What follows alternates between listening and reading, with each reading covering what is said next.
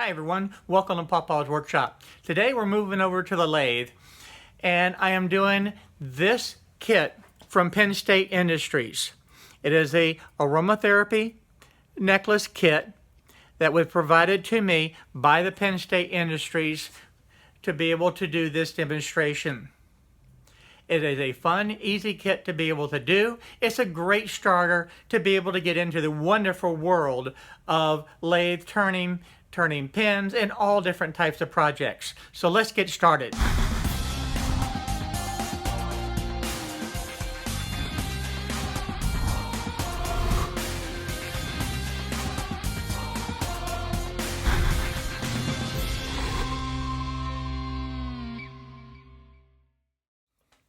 want to introduce everyone to Penn State Industries. This is a catalog that they send out to me free of all types of pen and other projects that you can do. And I'm going to put a link down in the description to their website, and you can request a free catalog. And this has every single thing that you can possibly think of for projects, as well as all of the tools that you need to be able to do the wood turning for pens, as well as many other different types of projects. The project that we're going to be doing today is Aromatherapy Necklace Kit. It's a very complete kit. It has everything in it that you need except for the blank, and you can choose any blank that you want. For me, this is one that I had purchased from Penn State Industries, and it's a hot pink. And that's the one that we're going to be using. Now this kit, the Aromatherapy Necklace Kit, was a kit that Penn State Industries provided to me free of charge. I had reached out to them and requested the opportunity to be able to do some demonstration of their products. And they were kind enough to be able to give me a number of kits. And this is the first one that I want to be able to do for all the folks on my YouTube channel. Now, the first thing I want to be able to do is show you the components of this. That is the top and bottom of the kit. And it's really, those are the main components. And they will be pressed fit into that brass sleeve. The other part is where the wick will go into, and that screws into that top. And of course, you've got the necklace that will attach to it. In this kit also, you have the little bottle for the essential oils, and you can choose any oil that you wish. And of course, you have the wicks. Now, the other thing that is needed to be able to complete this kit is an 8mm drill bit. Now, Penn State Industries also provided this to me. Now, as I opened up the container, you'll notice that this is a brad tip bit. What that does, that point actually helps to keep it centered when you're drilling into the acrylics.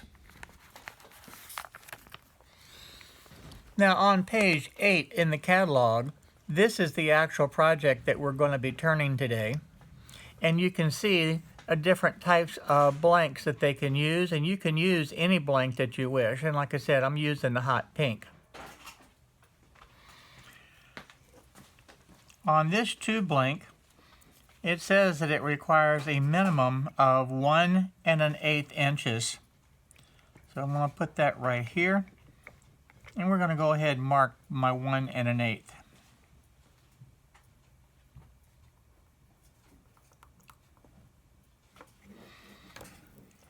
And we're going to take this over to the bandsaw and get this cut.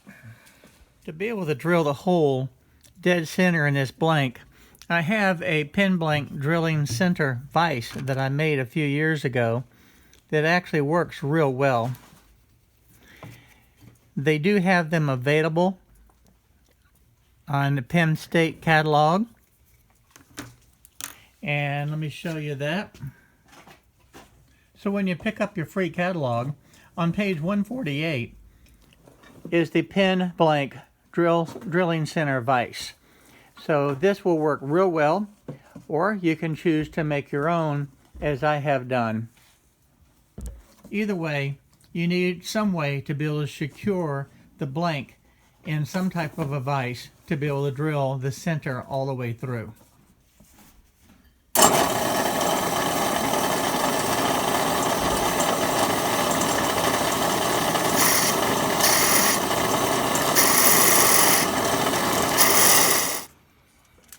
Now these are roughed up already for you, which is a really nice benefit, and that will help actually make it stick better. Now I've got equal parts of the epoxy, both A and B, and I'll go ahead and mix this now.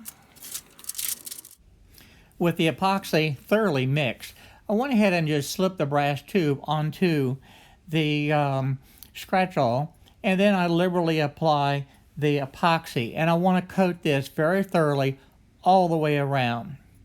Now that the epoxy is completely covering the tube, just slide it into the acrylic, and you want to be able to rotate it to make sure that the epoxy covers completely all the way around. And you just slip that right into that point. And the other thing that I'll do is just take and scrape off the excess. I'm going to slide the sleeve all the way through, cleaning out the epoxy that gets inside the tube. And I'm also going to pull it out and make sure that I have some epoxy on this end of the tube as well, because it does have a tendency to slip and not get full coverage. So this is a very important step. You want to make sure that the epoxy has completely covered the tube all the way through. And the last thing we're going to do is just clean up the ends of the excess epoxy. And I'm also going to wipe out any of the epoxy that got on the inside of the tube. Now there'll still be a little bit of residue left, and that's okay. Then we'll just set it aside and let it dry. Cleanup is very easy. I just take a little bit of alcohol on a paper towel, wipe off the tools, and same thing, got a little bit on my hand, just wipe it off and it's done. The Universal Pen Barrel Trimming Kit is the next thing that we need. Now what this does is actually square up the ends of the blank. It actually drills out the hole to clear out any leftover epoxy and puts a nice square end on the blank. This kit comes with various size bits. I'm using the 8mm. At the drill press, it just takes light pressure to be able to square up the ends. And of course, you have to do both ends. And once done, you can pull it out of the vise and you can take a look and see it's nice and square and it's right up to the edge of the brass sleeve.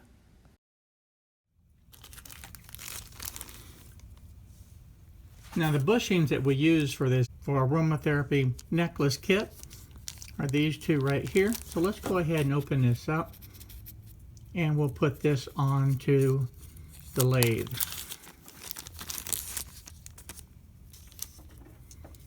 So I have one that will slide on there. Okay, with that one in place, then we'll slide the acrylic in and that will slip right on there. And then the second one slides into place. And what this does, this thin part slips into the brass tubing. This other part, which is thicker, is a thickness guide. We'll turn the acrylic down to that point. Okay, now that I have these other two bushings on, I'm just going to go ahead and tighten that up so that's now secure. And then I'll slide the tailstock over and I'll put that right against the end and tighten that down. And to begin with, I'm taking just a small gouge at a very slow speed with light passes and rounding the acrylic just to be able to knock off those sharp edges. From there, I'll go ahead and start speeding up the lathe and cutting down the blank to size. Now I do have the dust collector going and most of the chips are going into the dust collector, and you will notice a lot of the strands that get wrapped around the mandrel. That's okay, it really doesn't hurt anything at all. Every now and then you do have to clear it off so you can still see what you're doing. Now I'm down to the final portion where I want to create the shape. So I'm taking very, very shallow passes to be able to get the actual shape that I want here. Now it's time to start the sanding process, and I have my sandpaper organized from the different grits so I can just work through all the different grits. Now for the acrylics, I start with around 400 and go up from there. The polish that I'm using to be able to do this is called one-step plastic polish. It works great.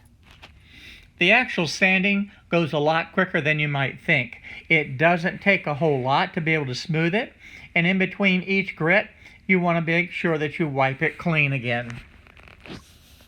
The sanding pads that I'm using here are from Penn State Industries as well, and it provides the grit from 600 to 12,000, and it provides a scratch-free finish.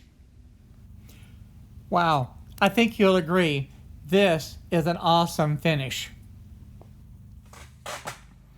The last thing we have to do is assemble it, but I want to look to see that turned out just beautiful. The gloss is fantastic, extremely shiny, so this will last a long time. And the nice thing about it, once you finish the polish, you can go ahead and assemble it immediately. There's really only a couple of parts that actually have to be pressed fit into it. This is the bottom, and then this is the piece on top that this portion will screw into. So what we're going to do is go ahead and put in the bottom piece first, which is this piece. And all we're going to do is just set it right up here. And then we're going to set it right into this area and bring the press over and push it right into place. And it goes in very easily. So that's the first piece, and now we're going to put the top piece in, and we're going to do the same thing. I'll put that right in here, and we'll press that in. And there we have it. This will screw in.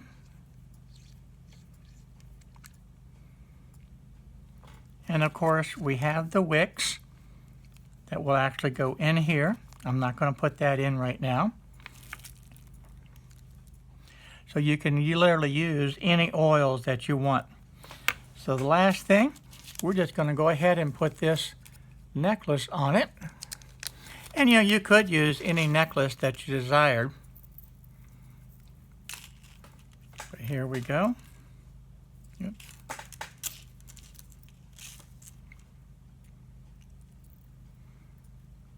And this will make a wonderful gift for somebody. I'm just going to go ahead and snap the chain together. There we go. And I want to be able to show it one time here. I think that really turned out beautiful.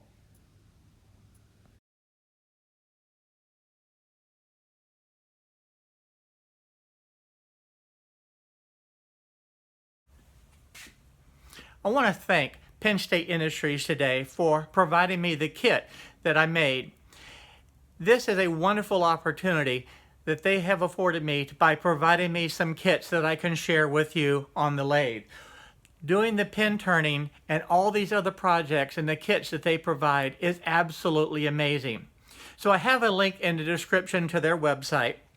And I also have a description down below so that you can request a free catalog from them and explore this exciting possibility of being able to get involved with this hobby. And if you like the video today, please go ahead and hit the subscribe button and the little bell next to it so that you'll be notified on all the videos that I upload. So again, thank you for watching my video today, and thank you, Penn State Industries.